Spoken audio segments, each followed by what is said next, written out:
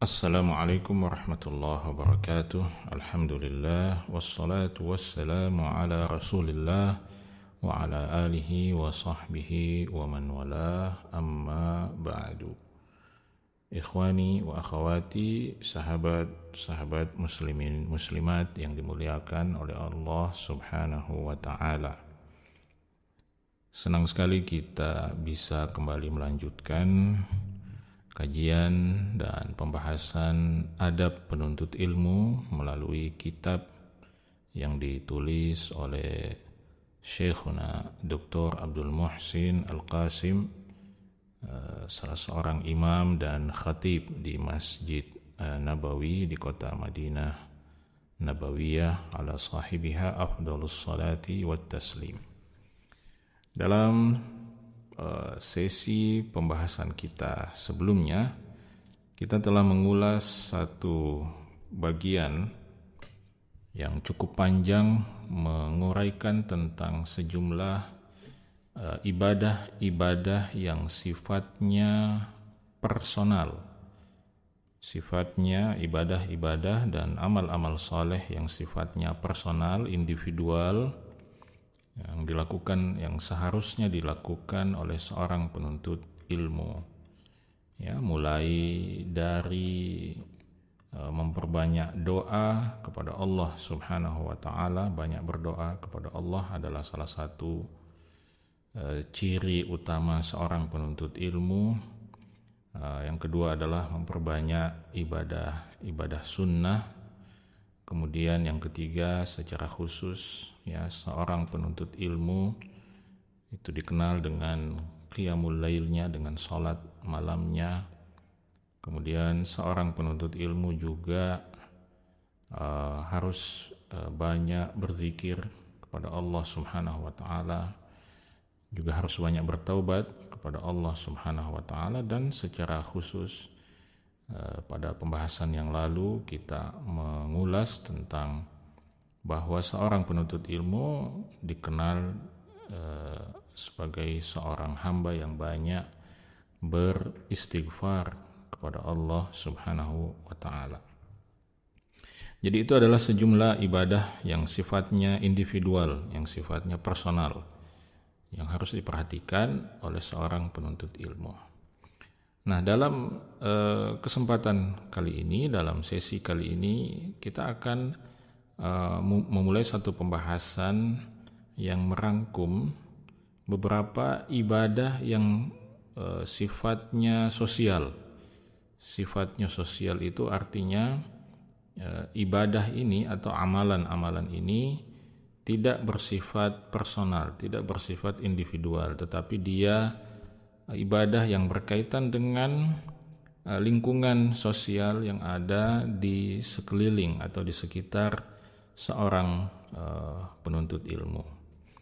Dan ini sekaligus menunjukkan kepada kita bahwa di tengah keseriusan, di tengah kesungguhan kita menuntut ilmu, mempelajari Islam, mempelajari Al-Quran, mempelajari sunnah Nabi SAW, maka itu tidak selayaknya, tidak seharusnya menghalangi kita untuk membangun hubungan dan interaksi sosial yang baik dengan orang-orang yang ada di sekitar kita. Ya, dimulai dari orang-orang yang berada dalam lingkaran yang terdekat, ya, dengan kita, seperti kedua orang tua kita, kemudian sanak keluarga, sanak kerabat kita, lalu kemudian tetangga ataupun orang-orang lain yang berada di lingkar luar dari keluarga kita. Nah, intinya seorang penuntut ilmu sebagaimana juga memiliki ibadah personal yang istimewa, maka seorang penuntut ilmu juga harus memiliki ibadah-ibadah sosial atau amalan-amalan sosial yang istimewa. Nah, dalam pembahasan ini kita akan membahas setidaknya 3 amalan sosial atau 3 ibadah sosial yang harus diperhatikan oleh seorang penuntut ilmu. yaitu birrul walidain. Yang pertama adalah birrul walidain. Seorang penuntut ilmu harus betul-betul berbakti kepada kedua orang tuanya. Kemudian yang kedua adalah silaturahim, ya, seorang penuntut ilmu harus betul-betul menjaga hubungan silaturahim, ya, dengan kerabat-kerabatnya, ya, tentu dengan mengikuti batasan dan aturan syariat.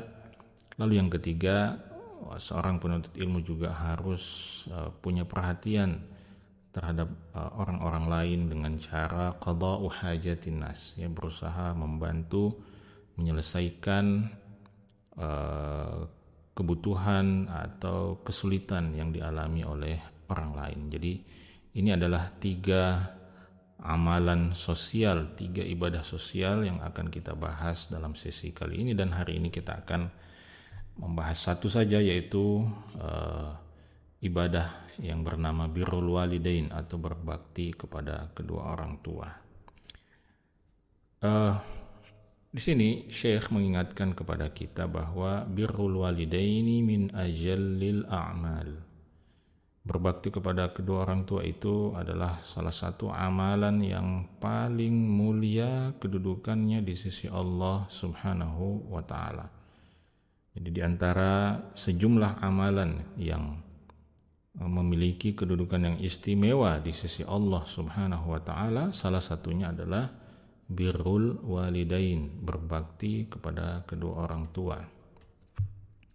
Pada suatu ketika Nabi SAW pernah ditanya, ayyul amali ahabbu ilallah, amalan manakah gerangan yang paling dicintai oleh Allah Subhanahu wa taala? Beliau menjawab, as-salatu ala waqtiha, menunaikan salat pada waktunya. Lalu beliau ditanya lagi, summa ayyun, kemudian apalagi sesudah itu? Beliau kemudian menjawab, summa birrul walidain, kemudian berbakti kepada kedua orang tua. Nah, di sini kita melihat bagaimana Nabi SAW mendampingkan antara sholat tepat waktu dengan berbakti kepada kedua orang tua, di mana kita semua mengetahui dengan baik bahwa sholat, ya, adalah merupakan kewajiban kedua seorang muslim setelah mengucapkan 2 kalimat syahadat. Ya, sholat adalah ibadah yang tidak boleh ditinggalkan dengan alasan apapun, ya, dalam kehidupan seorang muslim, kecuali kalau dia adalah seorang wanita yang sedang mengalami haid ataupun nifas. Tetapi di luar itu, salat adalah ibadah yang tidak boleh ditinggalkan.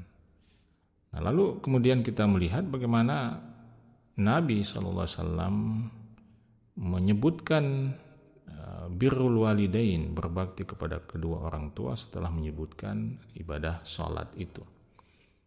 Nah, tentu penyebutan ini, ya, bukan penyebutan yang asal saja diucapkan oleh Nabi SAW, tapi sekali lagi menunjukkan kepada kita bahwa kedudukan berbakti pada kedua orang tua ini adalah kedudukan yang luar biasa, ya, di dalam agama kita. Bahkan di dalam Al-Quran, Allah Subhanahu wa ta'ala juga menggandengkan, ya, sejalan dengan hadis tadi, ya, sejalan dengan hadis yang tadi kita sebutkan. Di dalam Al-Quran, Allah Subhanahu wa ta'ala juga menggandengkan hak Allah Subhanahu wa ta'ala, haknya Subhanahu wa ta'ala dengan hak kedua orang tua, ya. Ya, bahwa kita harus menyembah hanya kepada Allah Subhanahu wa ta'ala dan tidak boleh menyekutukan Allah Subhanahu wa ta'ala. Kemudian setelah itu Allah Subhanahu wa ta'ala menyebutkan kewajiban berbakti kepada kedua orang tua. Allah Subhanahu wa ta'ala mengatakan, wa'budullaha wa la tusyriku bihi syai'a wa bil walidaini ihsana. Dan sembahlah kalian beribadahlah kalian kepada Allah Subhanahu wa taala, wala tusyriku bihi syai'an, dan janganlah kalian menyekutukannya dengan apapun. Jadi kewajiban kita kepada Allah adalah beribadah dengan ikhlas tanpa menyekutukannya dengan apapun dan siapapun. Kemudian yang kedua, wabil walidaini ihsana, dan kepada kedua orang tua hendaklah kalian berbuat baik. Jadi kewajiban kita kepada kedua orang tua bukan menyembah seperti kewajiban kepada Allah, tapi kewajiban kita kepada mereka adalah ihsanan, berbuat baik, ya, memperhatikan perawatan mereka, memperhatikan kebutuhan mereka, memperhatikan bagaimana sikap kita kepada mereka. Nah, di sini sangat jelas, ya, Allah Subhanahu wa taala menggandengkan dua kewajiban ini, dan sekali lagi penggandengan ini tentu tidak dilakukan, ya, tanpa alasan. Tanpa alasan, pasti ada alasan yang yang kuat yang mendasari ini, ya, dan salah satu alasan itu adalah untuk menunjukkan kepada kita bahwa berbakti kepada orang tua itu bukan pilihan, tetapi dia adalah sebuah kewajiban, ya, di mana kewajiban berbakti kepada orang tua itu digandengkan dengan kewajiban sholat. Di dalam hadis yang tadi kita sebutkan, bahkan di dalam Al-Quran digandengkan dengan kewajiban mentauhidkan Allah Subhanahu wa ta'ala. Itu pesan yang pertama tentang itu. Pesan yang kedua, kata beliau, birrul walidaini khuluqul anbiya wa da'wus salihin. Berbakti kepada kedua orang tua itu adalah akhlak para nabi, ya, akhlak para nabi, dan merupakan habit, ya, perilaku, kebiasaan orang-orang soleh. Ya, jadi orang-orang soleh di sepanjang sejarah itu, salah satu ciri khas mereka itu adalah berbakti kepada kedua orang tua. Jadi orang-orang soleh mulai dari level yang tertinggi, yaitu para nabi dan rasul, kemudian para hamba-hamba Allah yang ahli ibadah, yang dekat dengan Allah Subhanahu wa ta'ala, ya, ciri khas utama mereka itu adalah apa? Berbakti kepada kedua orang tua, ya. Karena itu, ya, saya kira setiap kita manusia yang normal tentu ingin menjadi hamba Allah yang soleh. Kalau kita masih normal, maka kita pasti ingin menjadi manusia yang soleh. Karena itu salah satu karakteristik manusia yang soleh itu adalah menjaga menjaga relasi, menjaga hubungannya dengan kedua orang tuanya. Ketika Allah Subhanahu wa taala menggambarkan tentang Nabi Yahya alaihissalam, Allah Subhanahu wa taala mengatakan bahwa beliau itu wa barram biwalidayhi. Nabi Yahya itu barram biwalidayhi, adalah orang yang selalu berbakti, berbuat baik kepada kedua orang tuanya. Ketika Allah Subhanahu wa taala menyebut tentang Nabi Isa alaihissalam, Allah katakan bahwa Nabi Isa itu menyatakan dirinya sebagai apa? Wa barram biwalidati, bahwa aku ini adalah seorang manusia yang selalu berbakti kepada ibunya. Nah, maka ayat-ayat ini menunjukkan pada kita bahwa berbakti kepada kedua orang tua itu adalah karakter, ya, adalah perilaku, ya, akhlak para nabi dan orang-orang saleh.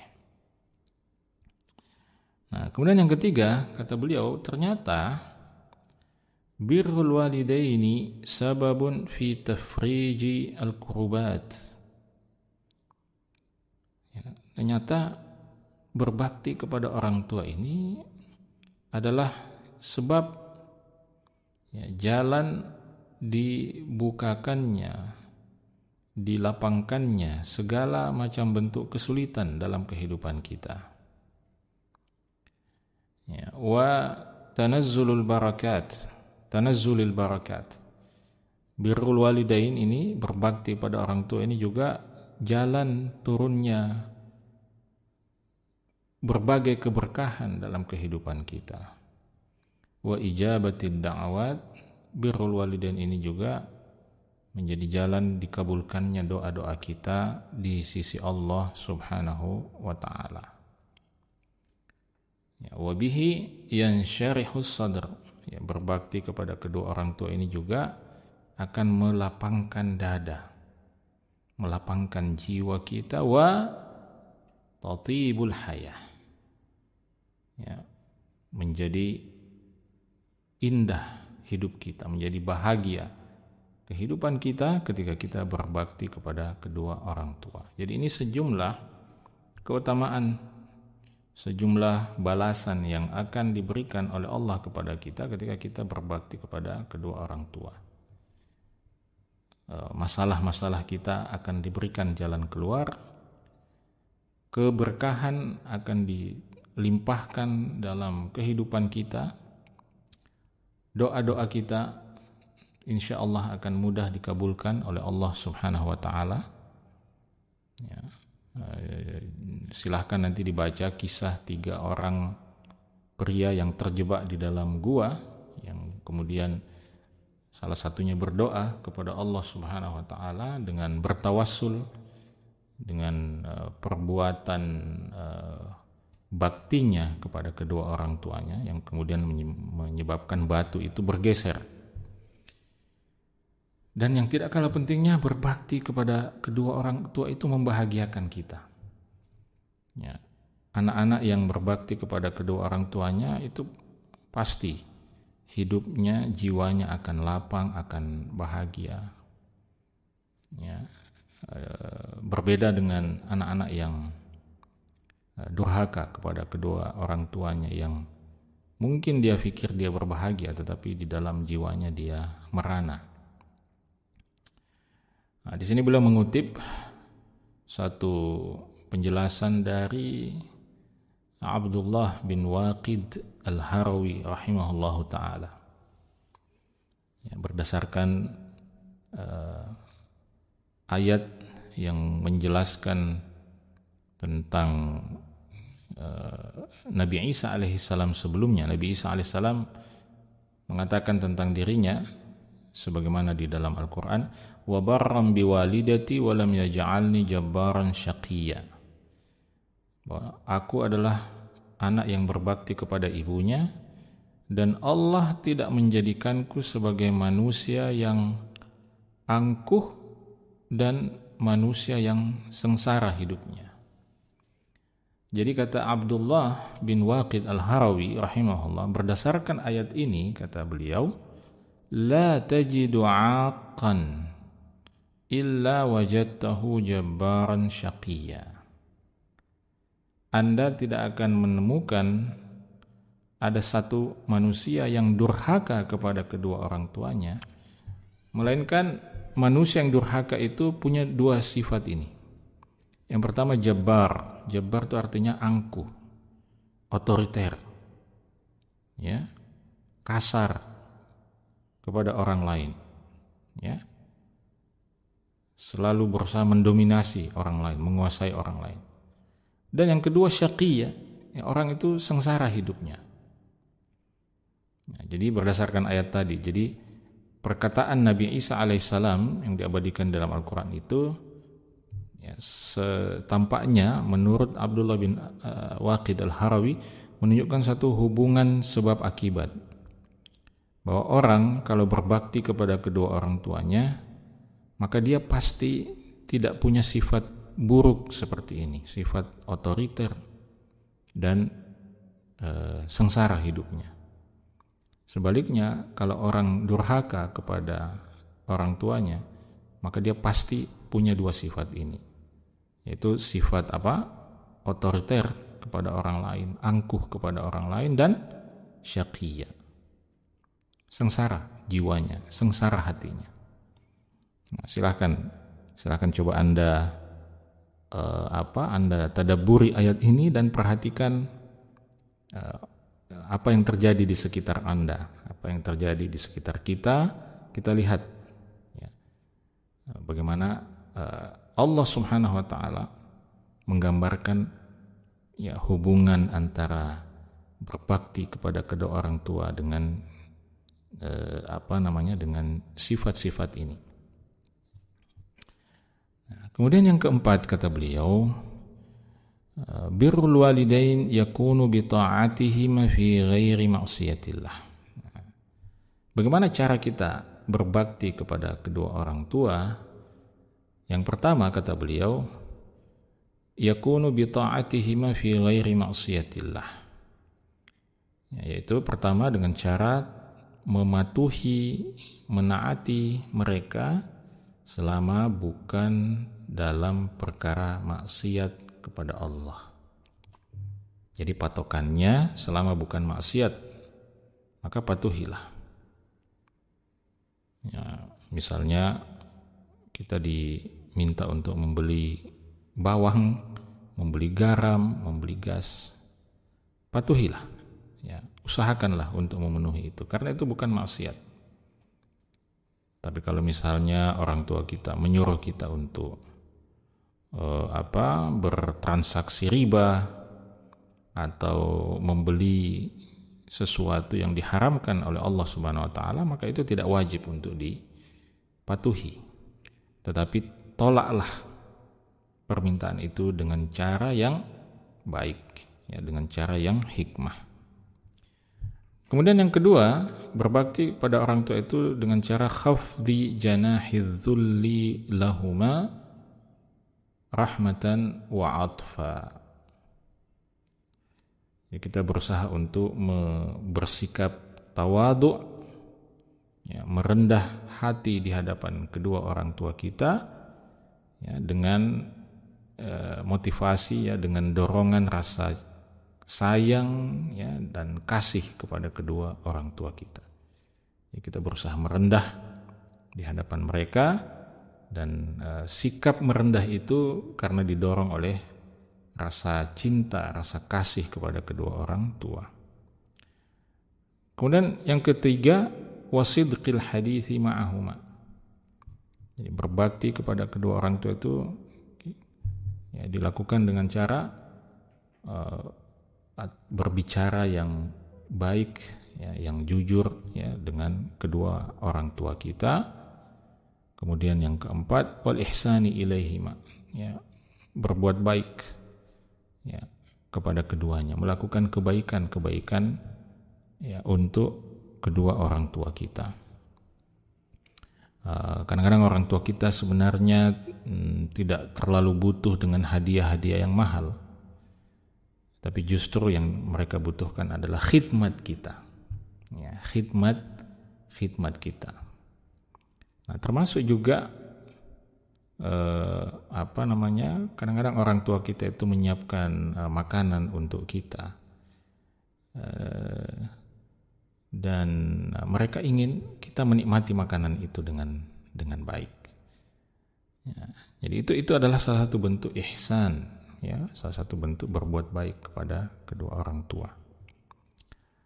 Nah, yang terakhir, berbuat baik kepada kedua orang tua itu dilakukan dengan cara daf'i sunufil adza anhuma, berusaha mencegah, ya, atau melindungi kedua orang tua kita dari segala macam bentuk perbuatan atau segala macam hal yang bisa menyakiti keduanya.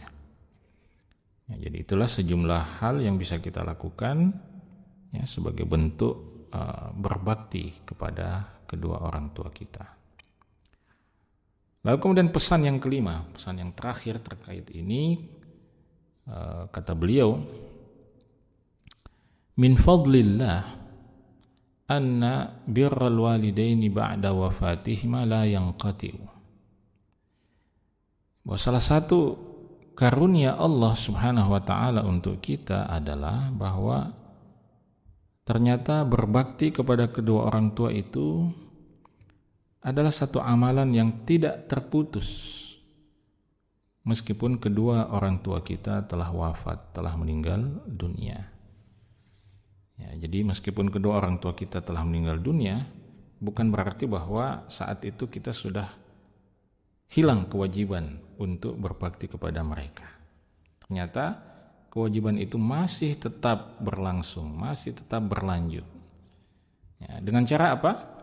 Yang pertama, biddu'a ilahuma ba'da mautihima.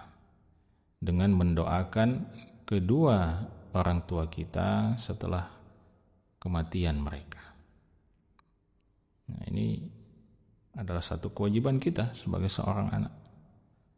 Ya, bahkan salah seorang guru kami, Syekh Muhammad bin Al-Mukhtar Asy-Syanqiti hafizahullah ta'ala pernah mengatakan bahwa berbakti kepada kedua orang tua setelah mereka meninggal dunia ini adalah berbakti yang paling ikhlas.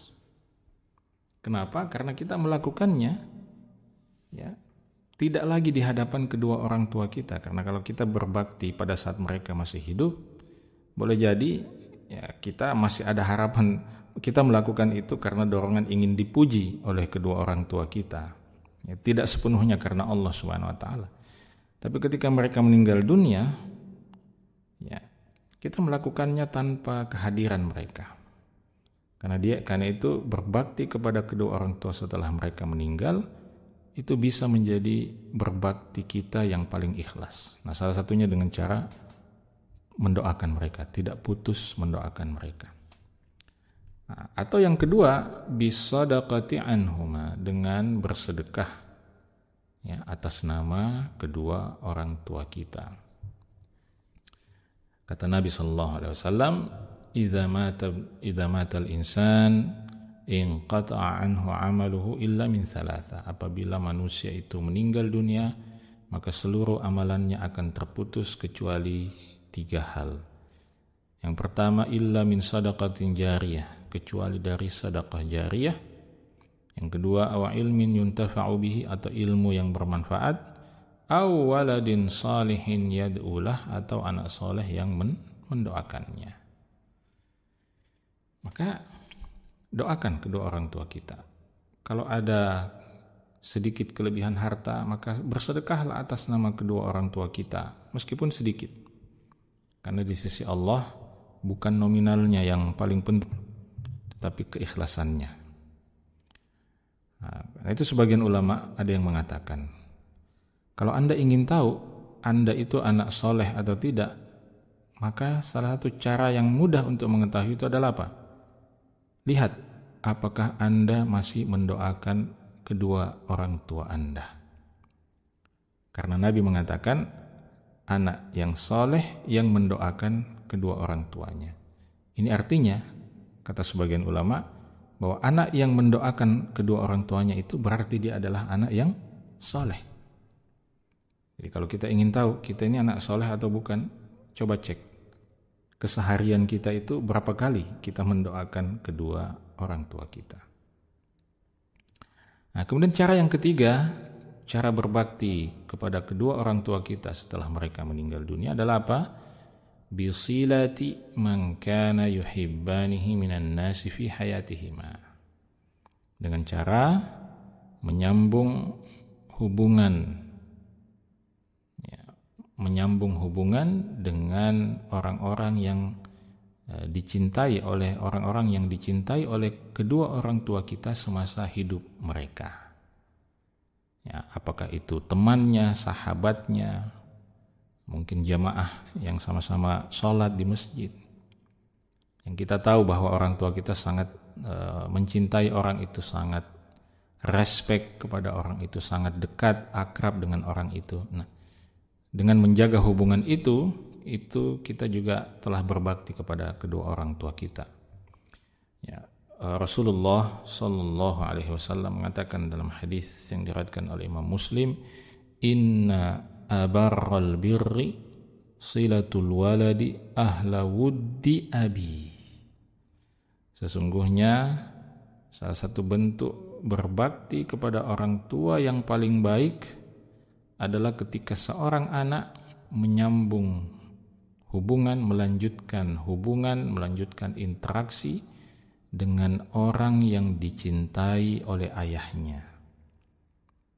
Jadi kalau ayah kita atau ibu kita punya sahabat, maka tetaplah menjalin hubungan dengan mereka.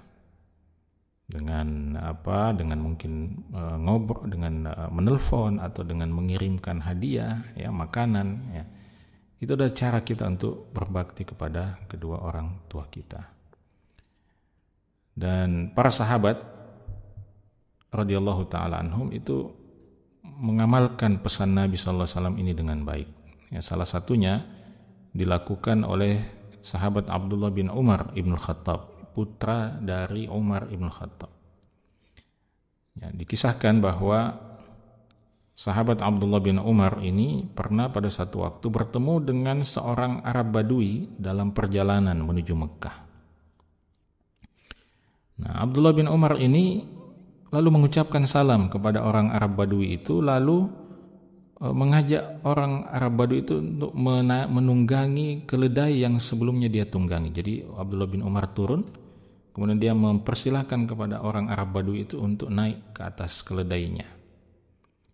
Ya, bahkan tidak hanya itu, Abdullah bin Umar kemudian menghadiahkan imamah, ya, surban, penutup kepala yang sebelumnya dia kenakan, dia hadiahkan, dia berikan kepada Arab Badui tadi.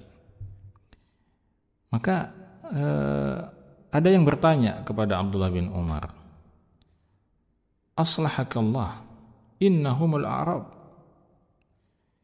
Semoga Allah mensalehkanmu. Kenapa Anda melakukan itu kepada orang tersebut? Innahumul Arab. Mereka ini hanya orang Arab Badui. Dan orang Arab Badui itu wa innahum yardawna bil yasir. Orang Arab Badui itu hidupnya simple. Ya, mereka cukup senang, cukup puas ketika kita memberikan mereka ya sesuatu yang ya nilainya tidak terlalu besar. Artinya orang ini seakan-akan mempertanyakan, kenapa Anda kok memperlakukan dia seperti itu, mempersilahkan dia naik ke keledai Anda, lalu bahkan Anda menghadiahkan dia sorban yang Anda kenakan. Padahal mereka sebenarnya orang Arab Badui itu karena hidupnya sederhana, simple, mereka tidak butuh sampai seperti itu. Maka Abdullah bin Umar mengatakan, "Inna aba hadza kana wuddan li Umar bin Khattab." Sesungguhnya bapak orang Arab Badui ini itu adalah teman baik, teman akrab yang sangat akrab bagi ayahku, yaitu Umar ibn Khattab. Jadi Abdullah bin Umar ibn Khattab melakukan ini dengan tujuan apa? Dengan tujuan berbakti untuk ayahnya, yaitu Umar bin Khattab yang sudah meninggal dunia. Dia ingin berbakti dengan cara apa? Dengan cara membangun, menjaga hubungan baik dengan orang-orang, dengan keluarga, orang yang dicintai ya, oleh ayahnya, ya. Maka ini tentu menjadi teladan yang luar biasa bagi kita semua, sahabat-sahabat muslimin muslimat yang dimuliakan oleh Allah.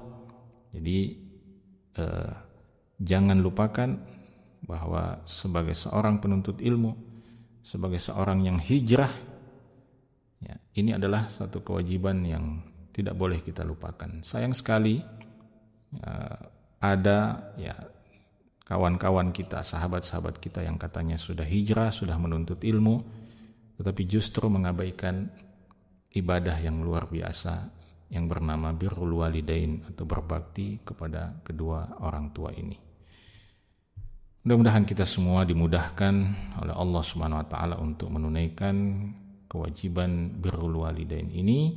Semoga kajian ini menjadi ilmu yang bermanfaat. Kita cukupkan. Subhanakallahumma bihamdik, asyhadu an la ilaha illa anta, astaghfiruka wa atubu ilaik.